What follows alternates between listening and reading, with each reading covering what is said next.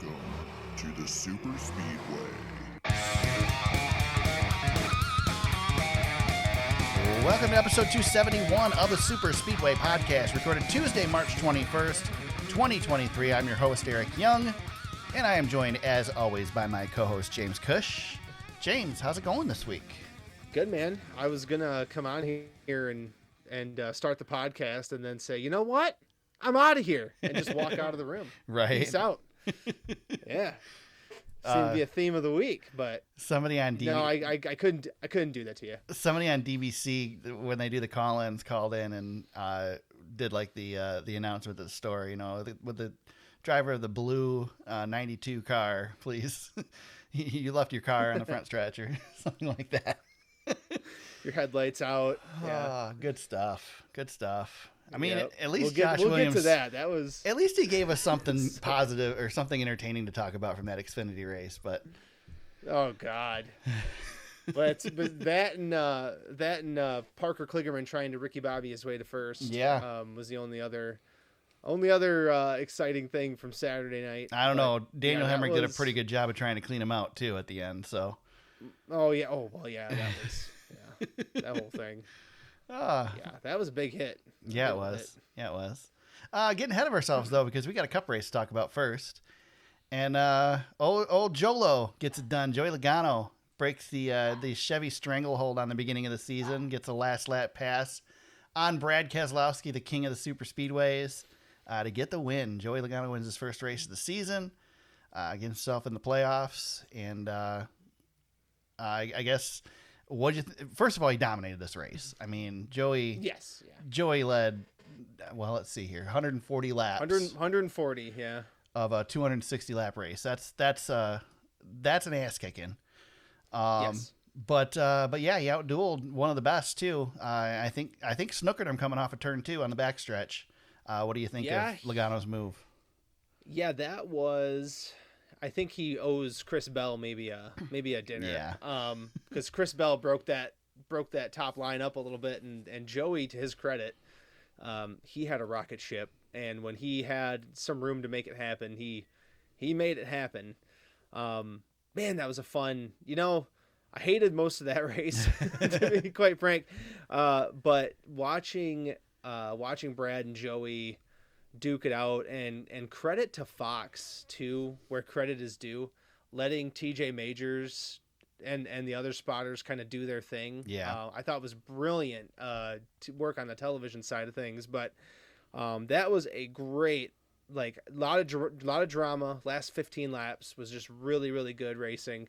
It was nice that we didn't wad them all up and we just actually raced for it. And it was a good finish. We had a finish at a super speedway, James, that came down to the finish line. Came down to talent and just mano-a-mano battles that, I think, we love Atlanta for those last lap passes. And I know it looks a lot different now than it ever has before, but that was still really cool watching Brad try to break through with his new team. I mean, where I stand. I think the world of Brad on super speedways, and I really wanted to see him break through here. But no shame in losing to Joey Logano when he had a piece like that all day. It was really tough to do a whole lot out there, but Joey seemed to be able to kind of move around and make it happen when he needed to. Well, I want to have this conversation because this came up a little bit on Denny Hamlin's podcast this week, and it's something we don't talk about very often. We've had the conversation on here of greatest current driver right now. We've declared Jimmy Johnson the GOAT here. We had a pretty good conversation a week or two ago about Kyle Busch and his status. I think Joey Logano is a little underrated with what he's done in that Penske car. I mean, he won 3 races with Joe Gibbs Racing and now is, lit the world on fire with this car. I think they said, I think it was on Hamlin's podcast, he averages about 3 wins a year. He's got 2 championships. I mean, Joey, he's the first ballot Hall of Famer for sure with the 2 championships alone. I think, Joey's often not considered one of those greatest drivers, but I mean, at least the current drivers, he's on the Mount Rushmore. He's got to be, right? Yeah, he's he's, when you're going, if you were starting a team, this is that whole conversation. But Right. if you were starting a team, and you were having a draft with your buddies or something, Joey Logano is a top 3 pick. He's of the good current crop of everywhere. drivers. He's good everywhere. He's gonna get you in contention, and we learned a lot about who Joey Logano really is at Phoenix last year, because he came in there no nonsense all week, had a job to do, and that was to win that championship, and nobody else stood a chance. Yep. With the way his mentality, that team was prepared and ready to go, and we've seen Joey with really good stuff. He's really tough to beat, and like he was Sunday, he was just, like you said, Eric, he's good everywhere, especially super speedways. He's got a Daytona 500 on his resume. He's won a bunch there as well. He can win anywhere. He's probably, Kyle Larson, kudos to him all the time. He's, we know he's a wheel man, Right. all that stuff. But, Joey Logano is, it's funny, Eric, God, and Joey Logano having all this success just ages us, I feel like, because I remember him coming in, the 18-year-old kid replacing Smoke in that 20 car, and it looked like he was overwhelmed for a long time, but he has really become one of the elder statesmen now, and he's, he's still just he's still young in my book. I mean, he's Right. not very old, obviously. He's what is he, 30 now? So, he's 32. Well, no, he's actually a little. 32. Yeah, 32 going on 33. Yep. Yeah. So, he's compared got to Kyle decade Busch, to go. compared to Kyle Busch, he's young. Yes, exactly. Exactly. Well, they're both still young, for Right. God's sakes. Golly, man, they're not even in their 40s, and Joey's got a good decade or so to go here. Yeah. So, he's going to be tough, and for a long time, and it's funny to kind of bring this full circle. The reason that he got that second chance was Brad Keselowski getting him over there and telling Roger Penske, like, listen, I've seen this kid. I've been out there with him. He's the real deal. And he's been the most successful driver that Roger Penske's ever had outside of Brad Keselowski. And with the 2 championships, you can argue he's definitely the guy. So really cool to see. And I don't think this will be his last win of the season for sure.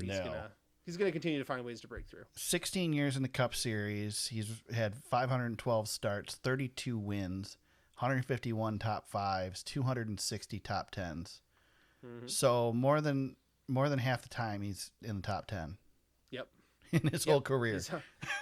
Always up there, and he's like, he's always consistently, in the hunt for the championship. It seems like as well for the last 10 years, he's been a pretty perennial contender. Yeah. And like you said, Eric, and Hamlin's podcast too, 3 wins a year. That's kind of the Kyle Busch formula too. Yep. Kyle Busch is good for 3 to 5. Joey's always somewhere between 3 and 6, and last year he had 3 wins going into the championship, and got that extra one tacked on there for the whole thing. So pretty cool. Yeah, definitely. Mentioned Brad Keselowski, second place finish. Great run for him. Led 47 laps in the day. Really was the only other car that was a major factor in this thing. Certainly other drivers led, but Keselowski, you expect him to do well at one of these tracks, at a super speedway style race, but just, they joked on DBC this week that TJ Majors said that, his season right now this year is 100 points better than last year, because this was the race that they got the penalty. Yeah. But yeah, night and day from last season. Brad wasn't even in the conversation really last year, especially once he got the penalty. And now, here he is clicking off. This is a tough one to lose for him, because he's not going to have the opportunities that Joey Logano has this year, probably for wins, but still a strong performance for Brad. Nice second place finish. You say that, Eric, but to maybe push back on that just a little bit, the stat that they were throwing out there after the race, that Brad Keselowski is the only driver. That's true. To lead every race this season, that surprised me. Yeah. I didn't even realize that he's been consistently up front. Now he doesn't have some of the finishes, and he's had, and to go back to your point, yeah, there's something there. Obviously, they're much better than they were last year. But there's just that top end. He's just not quite there yet. But, Brad said after the race, Super proud of his team, and he has every right to be. That team was really struggling the first 2/3 of the season last year, but then he probably should have won Bristol. Chris Buescher ended up doing it for him. Had a couple of good runs, started to put some stuff together, and it's definitely carried over to this year. He's been just a man on a mission. He's 5th in points right now. His average finish last year was, it was over 19th. He's up to 13.2 this year. And like I said, he's led every race so far this year. He's led in every race. I mean, that's, if you're up front, Eric, good things are going to happen to you. So if he's consistently up there, even if he doesn't have the speed, maybe he'll get a break here, go his way. And, it's funny. We talked about Joey Logano having, what was it, Eric, 32 career wins. Right.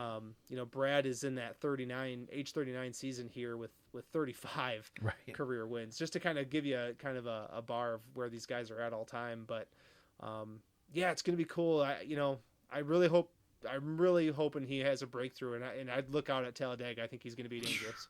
Yeah, he's going to be scary at Talladega. Definitely a good race for him to look forward to. We had really 2 major wrecks in this race, which was such a breath of fresh air from the day before. 5 caution flags, including the 2 stage breaks, 34 laps under caution.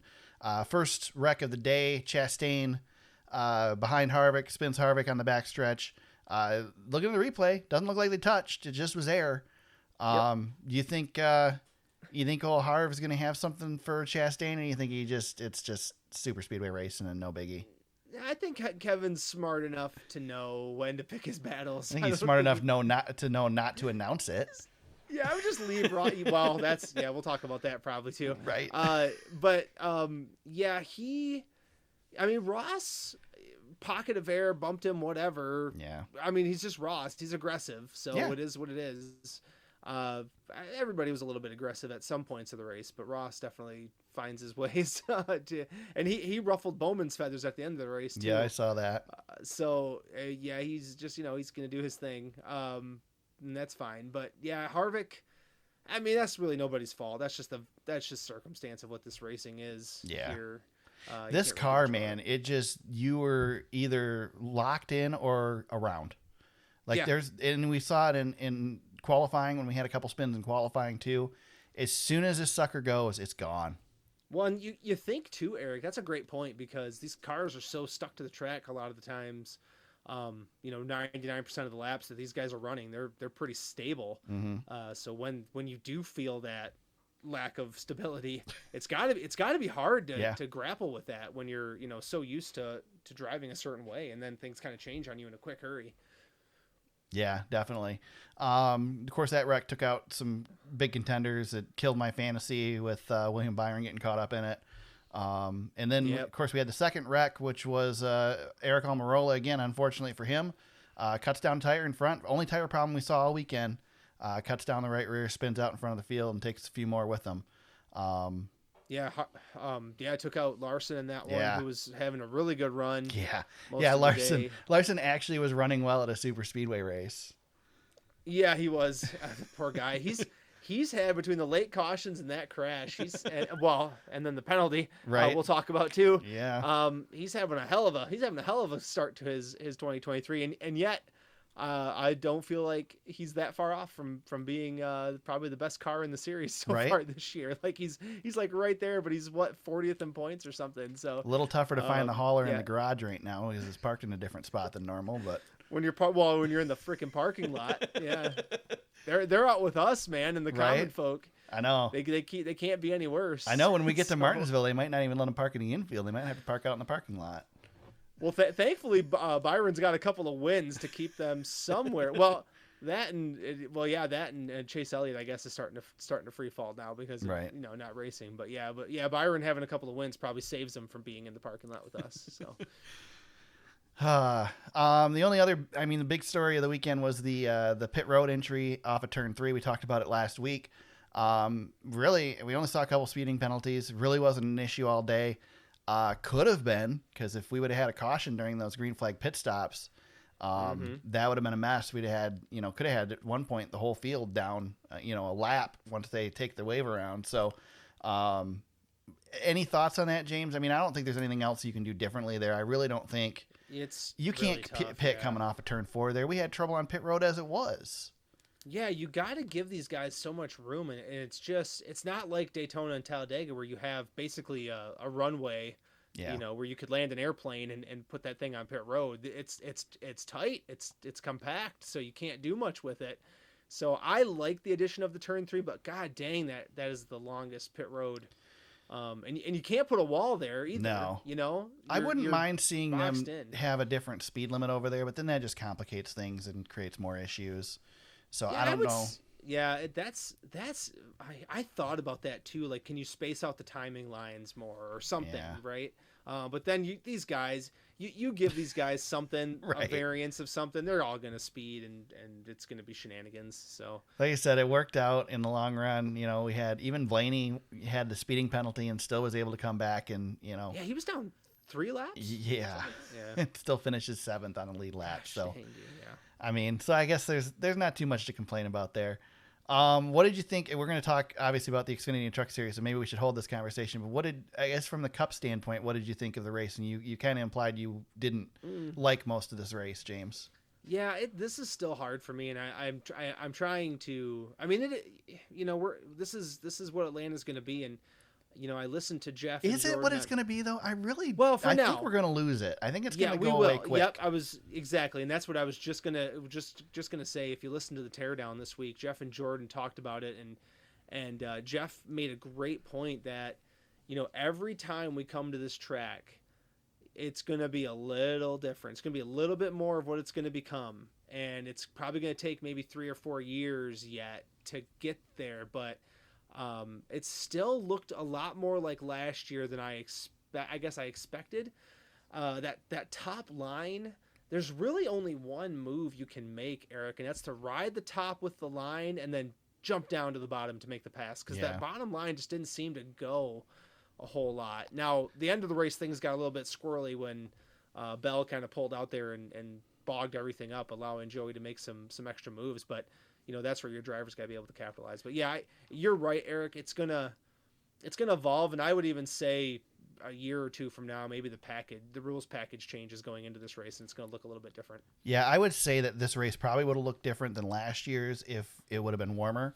I think the fact that it was colder, I think they lost grip with the track, but I think that because it was colder, the grip increased, and it kind of was a net zero. Yeah. I will say, James, that I personally really like this. I'm a super speedway fan though, so that's part of it. And to condense that super speedway down to 1.5 miles is awesome to me. This is to the point where I can't get credentials for this race, and I am very, very strongly considering taking the family to this race and sitting in the stands like the common folk to watch one of these things before this track goes away from the super speedway style package. So of course in the summer it's going to be hot, but it's also going to be a night race, so it hopefully will still maintain some of this. So, Eric, I don't know. There's a pretty good chance I'll be at Atlanta this year. So to throw a question to you then. Yeah. Do you think? And I'm stealing this from the teardown. If you listen to, I have not listened to it, so this is coming right fresh at me. So yeah, I'm stealing this question from the teardown a little bit. Okay. I'm going to put my own spin on it. So did Atlanta? Thinking ahead, and we don't know what Atlanta's going to look like in 5 years. Right. But did Atlanta rush to make this Frankenstein racetrack a little too soon? Or do you think there's a way for us to continue to have super speedway style racing here? What do you think? I personally think that with the package we have with this car, that they can tweak it to keep some semblance of the super speed. Okay. I think they can tweak it to keep pack racing. Is it going to be super speedway racing? And I've got air quotes going on right now. Is it going to be a mini Daytona or Talladega? I don't think so. I think we're already going away from that. But I think it'll still keep the pack racing, this is exactly, this is what NASCAR tried to do with the 550 package, 3 years ago. Yep. And they finally succeeded at it. Atlanta's got the extra banking, which helps it. And right now has the grip, but I think that banking and being able to tweak the horsepower, I think will keep it. I think as long as they continue to run this 510 horsepower package, at least in the Cup cars, it's not going to change that much. Yeah. And I mean, really, look at it. They couldn't run side by side the whole race. They certainly couldn't run 3 wide the whole race. Mostly it was a lot of single file racing, which is what super speedway racing is becoming, because all these guys got smart and realized you don't have to race till the 3rd stage.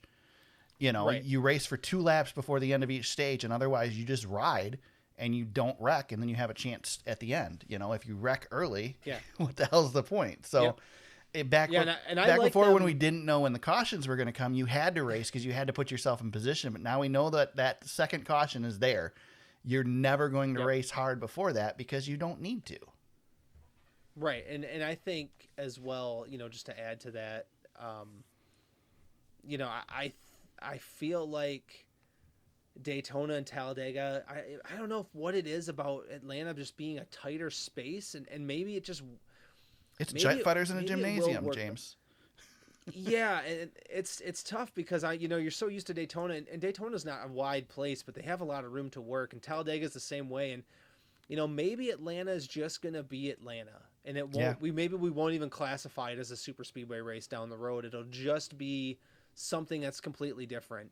You know, part of me is curious to see what Atlanta could have been with the new car, with what the old surface was. But you know this, Eric, that place needed to pave. Yeah, it couldn't go on anymore. So to blow it up and make it something new, I can't fault them for trying. And you know, I know we're a year into this now, 3 races into this. It's going to be what it's going to be here, and it's going to continue to evolve, and I think that's fine. You know, what mile and a half racing was before next gen and what it is now, it makes me kind of yearn for what it could have been, but that's okay. That's okay. It's, you know what I mean? It's, but I'm not devastated or anything. The fans spoke and they said they did not like cookie cutters. So the fact that they made this track different has made it not a cookie cutter anymore. It doesn't look like Texas anymore. It doesn't look like Charlotte anymore. It is its own beast. Yep. And that's good. You know, Texas has its own thing. Unfortunately, what Texas did doesn't work. This works to an extent. Charlotte works. We proved that last year in the 600. So now let's work on Texas. Let's not make Texas Atlanta. Let's figure out a package that works at Texas that's different from the other two. But I like the fact that it's different. It's something different. And yes, it's being lumped into the super speedway style race. And yes, it's a super speedway style race, but it's different too. And so I think it's different enough to where it works. And James, I'm telling you, like I said, I want to go to this race. Now, part of the reason I want to go this year is because I am afraid that this is going to wear off and it's not going to be quite the same. And I want to see this package in person before it isn't happening anymore. So, hey, you know, they had, James, when was the last time you saw a crowd like that at Atlanta? And it's pretty cool, huh? And it was cold as hell, you know? Yeah. So, it was cold enough that Bear Bond wouldn't stick to the cars. I mean, yeah. You know, being from Michigan, you people in the South, if there's anybody listening to this from the South, I'm gonna say you guys are soft, man. It was cold and windy. Hey, I avoided the St. windy here every day. I avoided the St. Patrick's Day parade on Sunday here in Michigan for the same reason. Oh, I didn't. I know you went and ran. Well, I avoided the parade, but I raced in that weather, and it was. Well, trust me, if I'd have ran, I wouldn't have been cold either. I'd have been dead, but I wouldn't have been cold. Maybe I'd have been really cold. yeah, cold and in the ground. Yeah. Yeah. So, Brandon Crowd from the Lap Traffic Podcast posted the question on his social media, what people thought of the new Atlanta, and I responded, and actually was surprised by some of the other responses because a lot of them were similar. I felt like I was in the minority responding the way I did, but I really, really, really like this. I think it's night and day better than what the old Atlanta was, in my opinion. I get the old style of racing that we had there and how great that is for a driver, but unfortunately 9 times out of 10 what's great for the driver is not good for the fan, and I like this package a lot better. And like I said, Atlanta was never on my list as a track to go to, but it is now. So And I think too in the social media age that we're in, what happens on social media every time we go to a track, right? Is there's the historical races that you see, Yep, and you only see the really really good stuff. Yeah, and let me tell you what I saw from Atlanta. It wasn't no COT era car, I'll tell you that. And it wasn't no Gen 6 either. It was all Twisted Sister era. Yeah, it's that Carl Edwards win. It's Johnson, Earnhardt, Harvick. Yep, all those guys. So yeah, it's you know what I mean? It's there's nostalgia there, but it's from nostalgia from when I was a kid watching these races, not what it is the last few years. Yeah, I agree. There is part of me that really does feel like we've gone the wrong direction, but we can't go back to the Twisted Sister. It wasn't a safe car. And we also... God, I miss it. I know. But we can't unlearn the stuff we've learned since it, too. Oh, yeah. We can't go back. Yeah. It's the same thing with... You couldn't run a race without a splitter anymore. They just... Those cars with the coil binding, that's why certain teams were good back then, because they figured out coil binding. Now everybody knows coil binding. Those cars are going to be glued to the track just like the cars now, and you're going to have the same aero issues. And that's the same. This isn't a NASCAR thing. All sports are changed now. Yeah. The NBA looks completely different. Right. Baseball's got their pitch clock. Once that happens this year, you're not going backwards. Yeah, I'm a little worried about that too. I don't care about baseball that much, but I'm a little worried about that. No. I said to somebody today, if they said you think Americans would care about baseball more if they let people be themselves in the stands? And I said, you know what? Baseball could go away forever, and I wouldn't even know the difference. So. Yeah. Right. So it's kind of where I am with baseball at this point. But I just tried to make the point that everything has changed, Eric, because of all the data that we have. We've learned so much, and more so in motorsports, I think, than anything, where it's so vital for speed and performance that you're right. We know everything. We know everything we're gonna know. Yeah. And it's only gonna you can't turn back the clock on technology. No. Even if you try, there's gonna be other things that take away from it. So yep, you're not gonna get the old days back. So let's just keep working on what we got. But boy, were they fun! Yeah.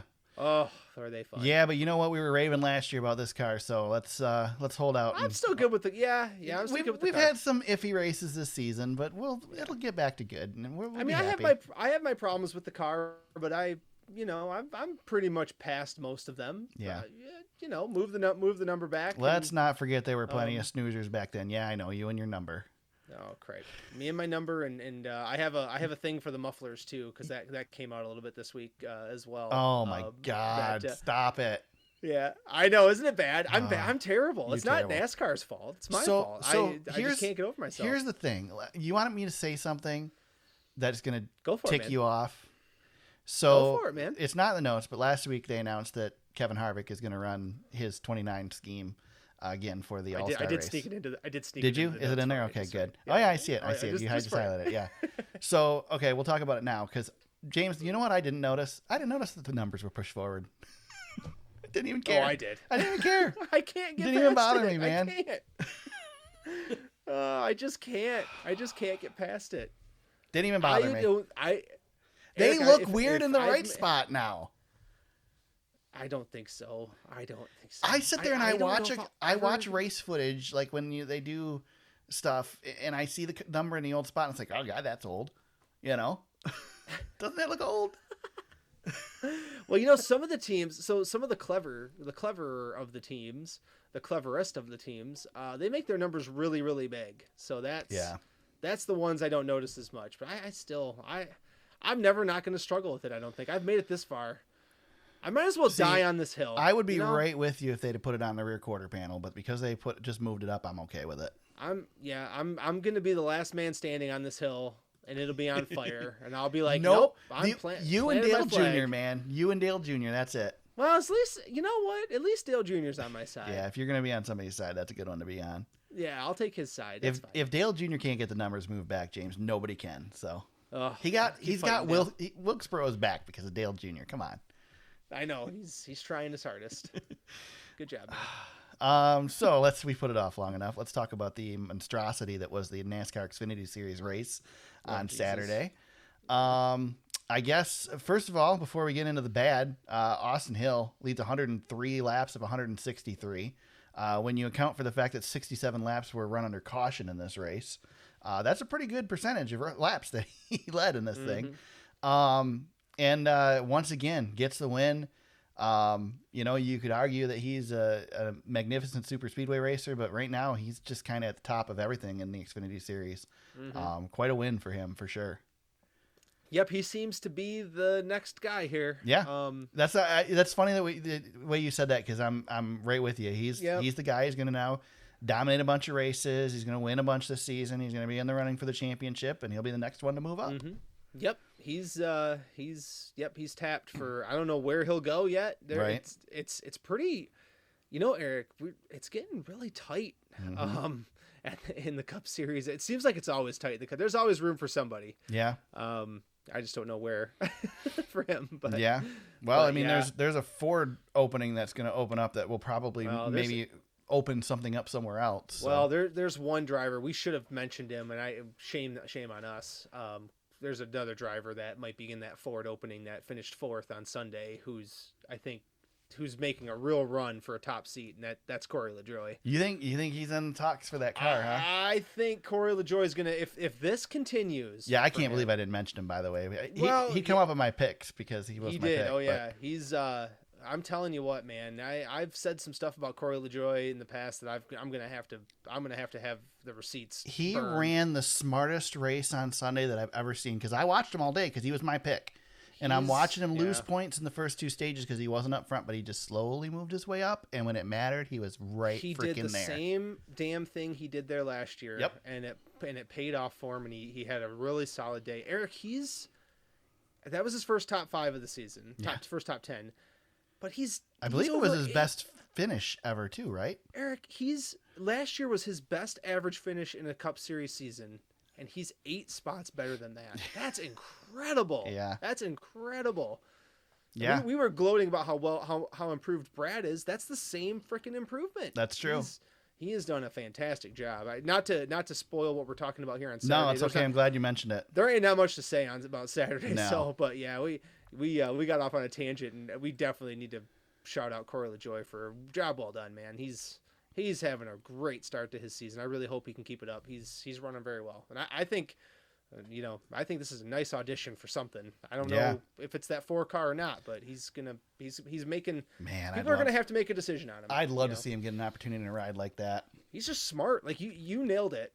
Smart, just a smart race all day. Stayed out of trouble, avoided the big one, and boom, there he was when it mattered most. Had a chance. Yep.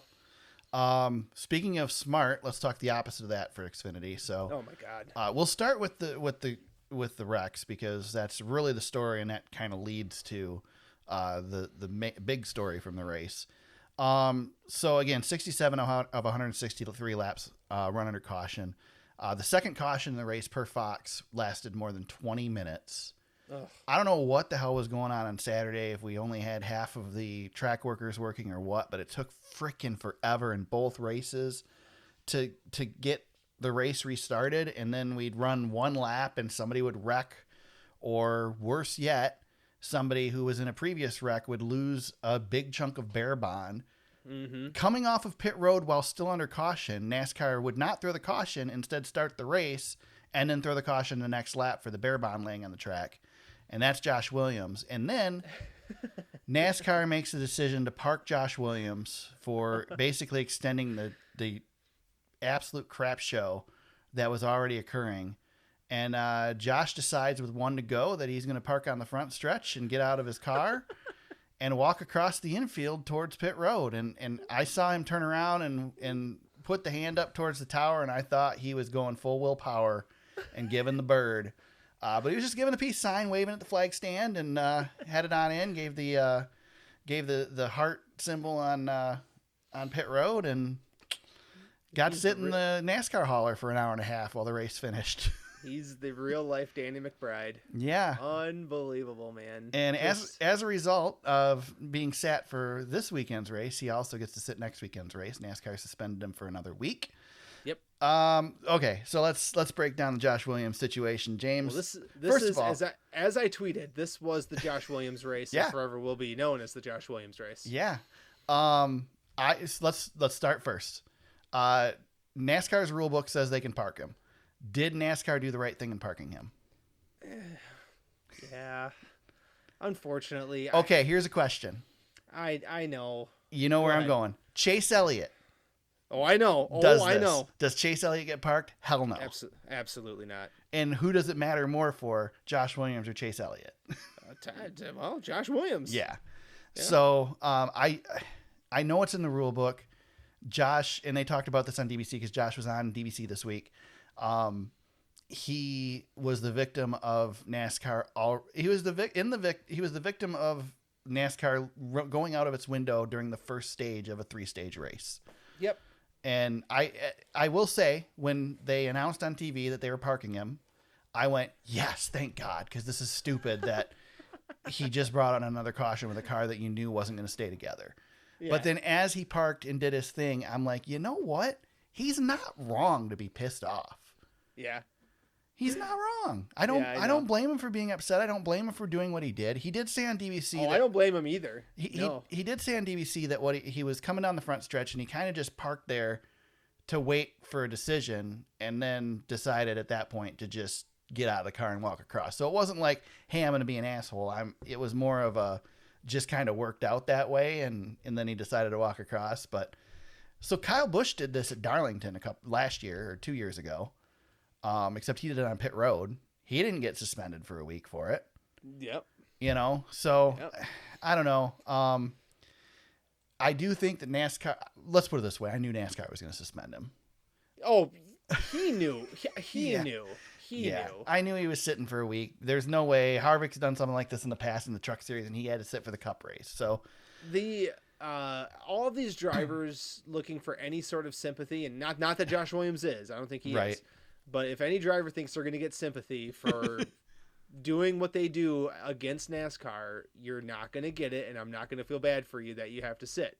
However, I freaking loved the whole situation because here's the thing that NASCAR's Eric, everybody's against NASCAR in this situation. And the reason is something that you and I talk about from time to time, all the time. It is the lack of freaking consistency, which you nailed at the whole start of this segment. You brought up Chase Elliott, perfect point. You don't have to go any farther. Yeah. It is a lack of consistency all the time. And Josh Williams, did he do anything wrong before he parked his car? No. Could he have kept racing? Sure. But it's so funny. Like, he's just, you know what? Good. Here you go. Peace out. This is a better deal for him now. Yeah. Than racing next week. They were talking on DBC about the millions of dollars worth of exposure that he's gotten from this for his sponsor. Oh, yeah. Yeah, he went viral. Yeah. Yep. Yeah, he was on ESPN. Yeah. So if I'm getting a text from my brother who pays no attention to any of this, that Josh Williams is his new favorite driver, he broke through somehow. Yeah. So pretty cool. If there was any dummy in this whole situation, it's the guy who's already in trouble with NASCAR tweeting that he's going to pay Josh Williams fine, and Denny Hamlin. I mean, this had nothing to do with Denny whatsoever. Why? I mean, I know Denny's doing Denny things, but shut up, Denny. Yeah, Denny seems to be fed up, and I think that fed upness goes both ways. Yeah. I think both sides are pretty sick of each other. Well, and right I think a fed up Denny is way better than a content Denny anyway. So yeah, I'll take the entertainment. You know what I'll say really quick too? I like Mike Davis a lot, and I like everything that they're doing over there. They've built one hell of a network. But you're not fooling me by saying how it's important that drivers are allowed to speak their minds on open microphones. That's service to what you're doing over there. I'm not fooled, my man. Yeah. I know what you're trying to do. Sorry. Well, what was Kyle Busch's line? Keep your mouth shut. Yeah, just keep your mouth shut. Yeah. Can't do that when you signed a deal for a podcast. And, right. And in Mike's position, you run that podcast network. You're going to want your drivers that are on there to talk. Yeah. So. Yeah. I don't know. we'll get into that in a minute. We're going to talk about that some more. Sorry, I know. It's all I couldn't good. help myself. It's all good. This whole thing's a mess anyway because this race was a mess. But it was coming off of another mess because the Truck Series race was pretty ridiculous as well. Again, long caution, lots of wrecks. But Christian Eckes gets the win, and the 19 truck beats Nick Sanchez to take the victory. I mean, good finish, I guess. But otherwise, another cluster, pretty much. Yeah, it was a cluster. Yep. You had a bunch. You had cars and trucks that were hard to drive, and a bunch of guys that just didn't care to, try to drive them. Nope, and you're gonna get that in these series from time to time. Yep. Justin Allgaier Allgaier said in the Xfinity race that it was an embarrassment to the sport. I disagree that the track is the embarrassment to the sport, but I do agree that the drivers were an embarrassment to the sport on Saturday. Yeah, it was not pretty all the way around. There's not. I mean, when I'm going, there's too many crashes. Let's stop this. Let's get some green flag going. Yeah, that tells you that it's too much. Yep. Yeah, but hey, our favorite Truck Series driver Hailie Deegan snuck up to 12th place. Yeah. After that whole situation. Good for her. So that's good. Good for her. That's definitely a good showing. So everybody else wrecks, but she manages to keep it clean. Good job, Hailie Deegan. She did. That's a heck of a day. And her brother created all kinds of controversy in the Supercross race that night. So took out his teammate. Did you see that? No, I didn't see that. Oh yeah, Hayden wrecked his teammate in the heat race. Oh no. His teammate went to the last chance race and crashed in that and didn't make the main event because Hayden Deegan wrecked him in the heat race. So great. Yeah. Sounds like the Deegans are going to be a part of your life for the next few years here. Oh yeah. Well, and then Hayden was asked about it in the press conference afterwards and basically said, I don't care. I was racing for the win. Oh, so he's Ty Gibbs, eh? Pretty much. Pretty Okay. much. Good. But hey, he's a fan favorite, man. Everybody loves him. So He's got that name. Yeah. Yep. So yeah, it was good stuff. It was a good day of controversy on Saturday. Great. we like that around here. Yeah. Anything else with Atlanta before we move on to the news? No, I mean, we talked about the Cup Series race and Josh Williams. I think we're good. Right. All right, let's talk some news. Basically, we're going to go back in the past because we're going to talk about stuff we would have talked about last week had we not recorded on Tuesday when the penalties were announced on Wednesday. But we'll rehash. Denny Hamlin fined $50,000 and 25 owner and driver's points as a result of his admitting to wrecking Ross Chastain on purpose on his podcast. He originally said he was not going to appeal the penalty. Now he says he will. He explained it more in his podcast this week that basically he laid it out to Joe Gibbs and said, listen, these are the reasons why I'm not wrong in what I did. And Joe said, you do what you want to do. And Denny would not say what those things are because he doesn't want to give the evidence to the prosecution too quickly, he said. Ah, good. So we'll find out. We'll find out after the appeal. So he is capable of not saying something. Right, he is capable of keeping his mouth shut. Yeah. So my feelings, I don't remember what I said last week on this, but my feelings have changed a little bit on this, James. And I guess the biggest issue for me, first of all, there are a lot of examples of times when drivers have done things similar to this and not been penalized, even insofar as admitting to it. And the best example of that is Joey Logano and William Byron last year at Darlington in the spring. Yep.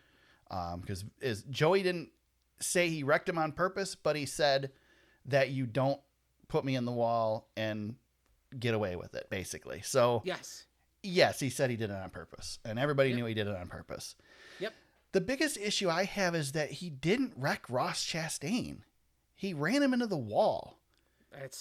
This sort of stuff happens all the time, and I just feel like this is just over-policing. Yep. And I get that NASCAR has to draw the line somewhere, but I really think they're opening a can of worms up on this thing. And James, I think that Denny wins this appeal. He probably does. The only thing I think that might stop him is he says he took his hands off the wheel, right? That's how he phrased it. That's the only thing I think that might come back to really bite him in the butt. He had a driver's eye camera, didn't he? I think so. They both had in-car cameras. I don't remember if he had driver's eye. Should be able to know if he actually did it or not. Yeah, well, Denny's got the evidence. He'll tell you all about it. Right. Denny, and this is the thing, too. Denny doesn't say any of that not knowing that he's going to get fined. He knows he's getting fined. The thing is what it comes down to in the end is that Denny didn't get fined because he wrecked Ross Chastain. Denny got fined because he bragged about it. That's right. Yep. And in that case, no, I don't want the drivers to lie. But they've done it for 75 years. The NASCAR has been in existence. They've done it for 75 years, James. Yeah. Yep. So I don't expect that to change. What Denny and NASCAR are doing right now is just a pissing contest. Yeah. It's who can go farther, and Denny went a little farther, and now NASCAR's like, no, oh no, you don't. Watch this. And that's all. That's what they're doing right now. Yeah. Over something so stupid. But again, he didn't even succeed. I know. What a dummy. That's why it's just the dumbest air quotes rivalry in the sport right now. It's so dumb. Yeah, but I'll say it again. I said it last week. I'll say it again. I know you think it's a silly rivalry, and I think and I agree they suck at it. But I'll take it every day. Just go race each other, for God's sakes. Yeah, or James, whoop each other on the front stretch. Yes, get it out of your system, for God's sakes. Yep. Just throw down one time, and you'll be fine. You'll feel better. Maybe you'll be friends. Yep. Sometimes dudes just got to fight. Right. That's the way I felt growing up, anyway. Josh Williams said on DBC that when he was coming up, that's how they took care of things. He said now they get on their Twitter and they say something bad about the guy and they go on to the next thing. It's like they get on their podcast and say something, and right, yeah, and and then invite the other guy on the podcast, which Chastain has politely declined. Yeah, tough guys. Yeah, right. Yeah, so dumb. But Denny Hamlin's wasn't the big penalty of the week because, as suspected, Hendrick Motorsports, all 4 teams. And the 31 of Kaulig Motorsports were fined $100,000 each. 100 owners and driver points. Of course, Chase Elliott did not lose driver points because he wasn't driving. And Josh Berry doesn't earn points in the Cup Series. Also 10 playoff points for all 5 of those teams. So we talked about it last week. It's the hood louvers. NASCAR or Hendrick Motorsports decided the best way to handle this from a PR perspective was to take the modern day cheatingest crew chief in NASCAR history and parade him around and talk about great. Yep. Yeah, talk about how this is disgraceful and they didn't do anything wrong. And Chad Knaus. Yep. And then of course Jeff Gordon. That's what I said that I said that in our group chat. Yeah. I said I don't know what they're thinking, trotting out the greatest cheater of all time. But sure enough, yeah, it's like the Undertaker going out there. Yeah, you know what I mean? Yeah, yeah. Of course, there he is. And then yes. Jeff Gordon gets on the race day show in place of Rick Hendrick, who was supposed to be at the track but was sick this week, to again say the parts don't fit properly, talk about how it's an issue, and then his buddy Tony Stewart pat him on the back and pumped him up and agreed and took a couple shots at NASCAR while he was there as well. The team will appeal the penalty. We're expecting that probably to happen this week. They did sit out their crew chiefs last week at Atlanta because you don't really need a crew chief at Atlanta on a super speedway race. So we'll see what happens this weekend if the appeal's not heard before this weekend. But I think it's supposed to be. It's expected to be this week. So here's my thing, Eric. I'm going to jump in. Yeah. Am I the only one? I know what Hendrick Motorsports is doing, and they're not innocent by any means. But if the manufacturers can't get these freaking parts right, and you're expecting these teams to piece these things together, is that? I don't know. Yeah, there's definitely an issue there, and Josh Williams mentioned it too. That there's also the Xfinity Series has issues too because they get their body panels from the same manufacturer. From 5-Star Bodies. They all come from a single source as well. And he said there's doors that come that don't fit, and there's hoods that come that are too low, and there's nothing you can do about it. How is this possible? I don't know, but here's the concern that I have. And this was mentioned on DBC. So Kaulig lost one hood louver. It wasn't both, it was one, and it was on one of the 2 cars that they field. Hendrick lost all 8. Yeah. If it was just a fit problem, James, do you think you'd lose all 8? If every single one of them is wrong, I know what you're saying, but I could also see that organization being so ticked off by it that they would just do their own thing and say, screw it, we'll take the penalty if we get caught because this is BS. You know what I mean? Chad sure, Knaus, by there's- the way, says that he has stock louvers in the shop that if they put them on the car right now, the hood wouldn't close. and I don't not believe them. Right. It's I think we know that the ridiculous. single source thing is a problem. It's been a problem. I really, James, I love the fact that we're trying to make things equal. But I really, really hate the innovation that we've taken out of NASCAR in the Cup Series. Yes. I was okay with this sort of stuff in the Truck Series and in the Xfinity Series because they're the lower series. But this is the top series. This is the series. This is top fuel. These are the guys that are supposed to be able to, use that engine. There's supposed to be a lot of money in this series. It's the top of the, mountain. So it really, it's bothered me all along that this whole single source thing. I don't have a problem with the car. I don't have a problem with the improvements, the changes. It's the single source thing that really bothers me. I don't like the teams going to Walmart and buying the same parts. Exactly. Yeah. So and these are just stupid little things. Yeah. I think Hendrick Motorsports might have a case here. Yeah, Not I that think- they'll win I think- it, but I think they'll win it. I think they'll get a reduction. Yeah, I think they'll get a reduction if anything. I bet you they get their points back.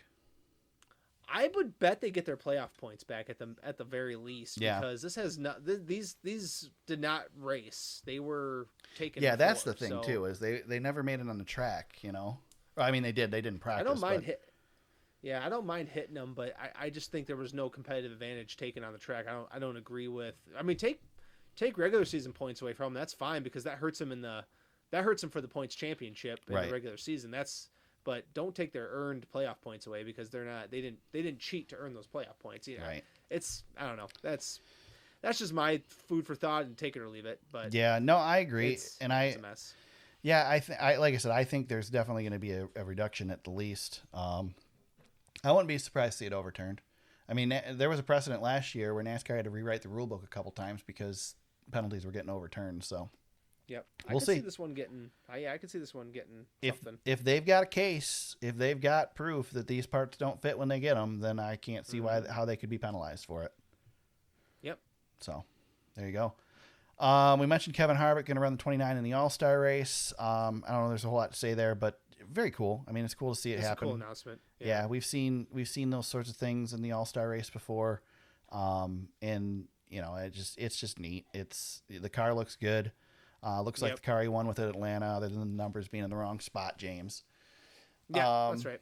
But yeah, I mean, very cool deal. Any way we can honor Kevin Harvick. I'm surprised. I know we're going to tracks that we're going to go to again, but I'm really surprised at the lack of praise for Harvick this season from the tracks and whatnot. He's not getting the treatment that Jimmy Johnson got when Jimmy left. Yeah. I mean, California, we didn't put him at the front of the field with the 5-car run salute like they did with Jimmy. I mean, yeah, come on, guys, step it up. Maybe Kevin doesn't want that. Maybe. Maybe. Tough. Tony Stewart. He should get it anyway. Tony Stewart had a little parade, and so did Jeff Gordon, and maybe Harvick will wait to the championship race and get a flag and do his thing. But yeah, Kevin doesn't seem like the one who wants a retirement tour to me. No. So that's hard. It's hard to say. Yeah, I don't care. You do it anyway. That's right. But maybe we go back to Atlanta another time, and he'll get that. So we'll see. There you go. Per Bob Pockrass, our buddy Bob, James's friend Bob. Yep. NASCAR has gone back to the 2022 length of the restart zone. Driver said it didn't help the way they thought it would. So while you probably haven't really noticed, other than the fact that TV's mentioned it about 100 times, the restart zone will go back to the normal length after this week. Yep. Or starting this week, actually. Starting this week, yep. They also, the choose line is not, or the choose cone will not be at the start-finish line because they don't give one to go at the start-finish line at the road courses. It will be, I don't remember, somewhere else in the track. So. Yep. So Fox has to put an extra camera in. Great. Good luck. Yeah. Yeah. Maybe they can. Anyway, I'm not going to bash Fox this week. Let's skip that. No, they had a good week. Fox actually had a good week. They did. There are times, though, that we're calling stuff that's not. I don't know. They did good. They did fine. I'm not going to complain about Fox. Yeah. Tony's back in the booth. I like Tony in the booth. This weekend's going to be fun with Kurt Busch and Gunther. Oh, my God. I'm excited. Are they going to have the bleep button ready for Gunther? They might. Yeah, you might want to tape delay it because he's the best. They should hook him up with like some really fine wine, and just let him sit there as relaxed as possible. What is the Formula One title? Team principal? Is that what he's he is? He's a team for principal. For Stuart Haas. Just Haas. For Haas. Yeah. So that'll be fun. That's really cool. Just a cool all around having him in the booth. All the drivers that are going to be running this weekend, very famous, Formula One drivers. The GOAT's coming back this weekend. Yes, he is. It's going to be fun at Circuit of the Americas. So I'm excited. Yeah. Let's talk Circuit of the Americas then, James. We get to make our picks this week, and I gained a little ground on you last week. I gained 10 points on you. I'm starting to come back. Yeah, my Ross Chastain pick didn't play out. You picked Ross Chastain, and you could have picked him this week as the past winner of this race. I know. I got some other guys I'm circling here, so I'll be okay. I'm swinging for the fences today. I don't know if I'll have another chance to use him at a road course, so give me AJ Allmendinger for this one. Ooh, well, that makes my decision easy. Yeah. I was gonna. If you gave me AJ, I was gonna take AJ. This looks like a really nice spot. Yeah, I've got a lead. Well, no, maybe my decision's not that easy. It's tough, man. Yeah. Oh, crap. You know what? I was going to say Tyler Reddick, but I'm going to hold on to that. I'm going to hold that. I'm going to take Austin Cindric. All right. That's a good one. I'm going to take Austin Cindric. He's had a couple of good runs here. Famously in the wet was one of my favorites. That was Road America, wasn't it? Yes. Anyway, but he had a good run here in the wet too, if I'm not mistaken. Yeah, I think so. And then he did really well here and then broke because he was running the 33 car. Yes, that's it. Yes. Yep, yeah, that's right. So, give me I'll use my Austin Cindric here. Good pick. So, I'm good. I'm good with that. Yeah, I was not brave enough to go with Chase Briscoe yet, huh? I got to see more out of that. I got to see more out of Stuart Haas other than Harvick. And I was really eyeballing Tyler Reddick, but I've got some other opportunities I want to maybe hang on to Reddick for here. He's still getting up to speed with that team. Give me a couple more races yet, and maybe I'll pull him out of the bench. You didn't want to go with the Bubba Wallace pick for a road course? I mean, he's not yet. No. If I'm not taking Reddick, I'm not taking Bubba. Sorry. Yeah. I wouldn't pick Bubba on a road course if you paid me to. No, I don't think so either. I don't think so. How'd fantasy go this week, James? Actually, I had a guy crash out. I had two guys crash out because Bubba crashed too. I was mad because I thought I did well. Yeah, I had a podium finish. I probably could have won this week if a couple more things go my way. Actually, I'm loading it up, so I'm filibustering, just to let you know about how this actually goes. But right. It was I do know who the winner was, and another week, dude. He might Barron Speedway. He might be a problem. So he gets the win, 215. Mickey Elliott. I have a hard time with that. That was our second place finisher and somebody new to the league this year, and then I was third. Eric, you were tied for sixth with Green Eggs and Hamlin. Yeah. That's good. And then overall standings. So Barron Speedway, I mentioned, he's stretching it out here a little bit. He's the first to the 1,000-point club. He leads. Mickey Elliott is second, and Ranger, our 3-time champ, is holding it down in third. I noticed someone's climbing the ladder though. I'm starting to climb. I'm up to 8th, and then Eric, you had a nice week. I mean, you're still 5th, so you're doing really good. Green Eggs and Hamlin is 6th. We got some of our contingent from the past few years is still hanging around. Our boy Shut Up Roger, 16th. I wanted to shout him out a little bit, but he's got to get himself going. He'll be okay. He'll be okay. But yeah, that's the fantasy update. I was really hoping I was going to get a win. Then Chris Buescher crashed, and I was in trouble. But I stuck with Christopher Bell. I was going to bench him, but I said no. I fought the urge, and that paid off for me. So I was pretty happy about that decision. Yeah, I had Joey, I had Brad, but I had Eric Almirola and William Byron both hurt me. And I had used too many Byrons, and I said I'm gonna maybe hold off on using Byron this week. I had 3 of the top 4. I had Joey Logano, Corey LaJoie, and Brad Keselowski. I said to myself, can William Byron win 3 weeks in a row, especially going to Atlanta? I just don't think so. So that was he was going to be my actual pick last week too, and I bailed on him. Thank God. Yeah, I took Kyle Larson out of my lineup too. I just kind of kind of had a feeling about the Fords. I played a lot of Fords, and that worked out pretty well. Some guys I didn't play Cindric. Could have got some more points there, but yeah, they're the Fords when it comes to these super speedways. It's something to note for Talladega for everybody out there. Like if you like to bet or anything like that, just keep an eye on the Fords. Yeah. When we go to these speedways, because they look like they've got a little bit more than the Chevys and the Toyotas right now. Yep, I agree with that. Just note on NASCAR Fantasy, good bet for this weekend. AJ Allmendinger and Tyler Reddick are your two good bets from them. They say to avoid Denny Hamlin and Eric Almirola. And Chris Buescher's their sleeper pick. So finished top 10 in the last 5 road course races. Yeah, he's been quiet, but he's been there. Yep, and obviously Ross Chastain, he's going to throw the watermelon off the top of the tower this week to celebrate his first career victory. And and remember last year it was Reddick it was Ross and AJ, and AJ got absolutely punted. Yeah. Which is not surprising.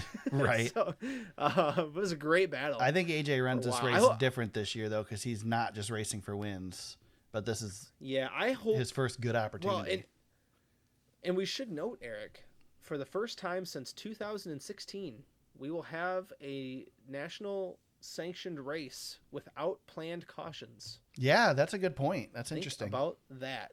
Yeah, so we will have Denny Hamlin predicted that it will stretch the race out during his race media. Yeah. Which this is not a track that you want to stretch the race out at. Well, that's the biggest problem with COTA is it's so big, and I think you and I have had this conversation before, but it's not like a NASCAR style road course where it's a little bit tighter and more compact and short. COTA is very, very long, so it can get pretty elongated. Yeah. But I don't know. Maybe that's going to be better. I don't know. We'll find out. I think. I don't know. I like the idea of COTA. The product has been very weird. Obviously, we had the rain race the first time around, and then last year was a good finish. Not a great race. Good finish. Yeah. We'll see. Any shout-outs this week, James? 2 of them really quick. Our buddy NASCAR man, he's a pretty good follow on the Twitter machine. Yeah, definitely. 20 years ago today, he posted this a little while ago. 20 years ago today, Ryan Newman, the Rocket Man, ran his 14.9 second lap around Bristol, one of the more amazing qualifying moments in the history of the sport. When qualifying used to matter, that was pretty sweet. That's a cool moment. It is a really cool moment. Running 14 seconds in a Cup car around Bristol. It's incredible. Still unbelievable to this day. I wish we could tap into some of that nostalgia every once in a while. And then Eric, I watched for the first time ever the F1 race wire to wire. Wow. Had it on the whole time. Can you believe that? I haven't watched the highlights yet. It was Hold on, let me guess. Red Bull won. Red Bull won. It was interesting, though, because Verstappen had to start in the back, which made it somewhat interesting, but he couldn't catch his teammate. But some of the things I liked, you're in and out in an hour and a half. Yeah. That was actually really nice. Also, an enjoyable experience to keep an eye on. Max Verstappen is the biggest baby in the history of auto racing. He wouldn't park after he finished second. He would not park at the podium at the finish line next to his teammate. He pulled into the pits. Then while the team was celebrating, which they do for him quite a bit, and they dictate races so that he can win, he was not celebrating with his teammates very well. So he's pouting about that. And then was complaining that he had issues with the car, just so he could make sure that people knew that when he lost, that he had an excuse. And then with 1 lap to go, saved up all of his battery and stole the fastest lap from his teammate who had won the race, just to make sure that he was as petty as possible and got the bonus point for it. It was actually very entertaining at the end to watch all of this. Now that being said, that race was over with 25 laps to go in a 50-lap race, and you could see how it was going to end, and it was boring as hell. Right. But the pettiness of Max Verstappen, boy, I hate that guy. So I'm looking forward to kind of keeping an eye on that as the F1 season rolls on. So there you go. There's a quick. You can throw that under my black flags too. So a shout out and black flag combination F1 race. at Saudi Arabia. Unbelievable. Yeah, I'm struggling a little bit with Formula One. I haven't really watched it since Romain Grosjean left for the IndyCar series because I was a fan of his. I liked him. So I'm bummed that he's not running Formula One anymore. So lost a little bit of interest. Fernando Alonso is really good. Yeah. And his cars are pretty fast, so that's actually kind of fun if you like some of the old dogs. Okay. That's fun to keep an eye on too. He got his 100th career podium. Nice. Which I thought was kind of a cool. I think only 6 drivers ever have had 100 podiums, so that's kind of a cool. That's cool. Kind of a cool deal. I know they celebrate that a little bit more in F1 than we do over on the Cup side. That series will chew you up and spit you out pretty quick too. So. Oh yeah, yeah. So for somebody at the age of 41 to be up there competing is pretty cool. Very cool. I hit my shout out this week. I have a couple as well. I wanted to shout out Door Bumper Clear just because they had Josh Williams on this week. It's worth a listen. Definitely talk to him a little bit about some of where he came from and all that. And, I mean, yeah, it was probably a stupid thing that he did, but he does a lot of good things. He's handled it really well. And like I said, he made a race. He made what could have been a really boring extra moment to the race exciting. So, props to him for doing that and being on the show. And I mean, if he came out of DBC without getting fined more, I mean, he didn't get fined at all. No, that's pretty good. The NASCAR just didn't fine him because Denny was going to pay it. So. Well, I tweeted out that Denny Hamlin could sit out this week's Xfinity Series race for him. There you go. But that must not be possible. So. But I did see Josh Williams said that Denny doesn't even have to pay the fine. So that's nice. I also want to shout out Nick Sanchez, almost getting his first Truck Series win in his third Truck Series start, finishes second. Yeah, that was cool. Truck Series in essentially a KBM truck. So those KBM Chevys are not too bad. Black flags. Got any black flags this week, James? I just did mine with Max Verstappen. Okay. I did my combo. Black flag, Max Verstappen for just being a baby. Mine is, so we all have to go to the bathroom, right, James? And sometimes we have to go bad. I'm glad you brought this up. I have never had to go to the bathroom so bad that I forget to latch the porta potty door. Yep. But apparently Brad Keselowski does. Yes. And he was caught on camera, and old Denny Hamlin got probably more than he wanted to see of Brad Keselowski on Sunday. Well, you got to see some Hawaiian rolls. Oh God, I'm so glad this moment has become a meme. It's so great, and Denny's response to it is excellent. Yep. Unbelievable. Good stuff. If you haven't seen the video, it's all over Twitter. Just go check it out. You've seen it, I'm sure. Oh yeah. Yep. So yeah, that's all I got to say is make sure you latch that door. And Denny, maybe knock, just to be safe. And just a tip. And funny? Josh Williams mentioned this too, and I've heard it before, and it is totally accurate. If you are a fan with a pit pass and you want to meet your favorite driver, all you have to do is find the nearest porta potty or bathroom to the driver intro stage, and you are guaranteed to meet them because they all do their intros and they all run to the bathroom. Just say hi first before they go in, not after they come out. Or maybe wait till they come out. I wouldn't wait till they come out because if it's a porta potty, James, you can't wash your hands in those things. That's true. Hopefully there's hand sanitizer in there. Yeah. Yeah, I wonder how often this happens. I would venture to guess this is almost a weekly occurrence. Yeah. Because those guys are just rushing over there. This was better than the Brad Keselowski, Dale Earnhardt Jr. race at Daytona to the porta potty. Oh, that's a really good one too. Yeah. Yeah. That one lives in infamy because they were just all out sprint trying to get there. Gotta love it, man. Yep. Gotta love Absolutely.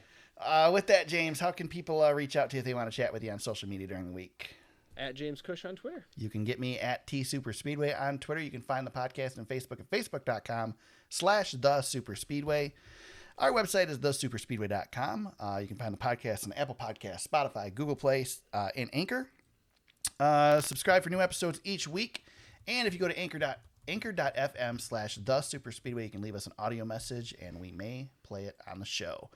We go road course racing for the first time in, 17 races this season on a road course. I don't remember how many times. With 7 races, I think, on the road courses this year. Yep, I think we're 7. Yep. First one this weekend at Circuit of the Americas. As James said, first race without planned cautions. Hopefully it goes green the whole way just to Get in everybody's grill. Really be good. Circuit of the Americas this weekend off to Austin, Texas. So we'll be back next week to break it all down and get you ready for the next week. Until then, everybody, let's go racing.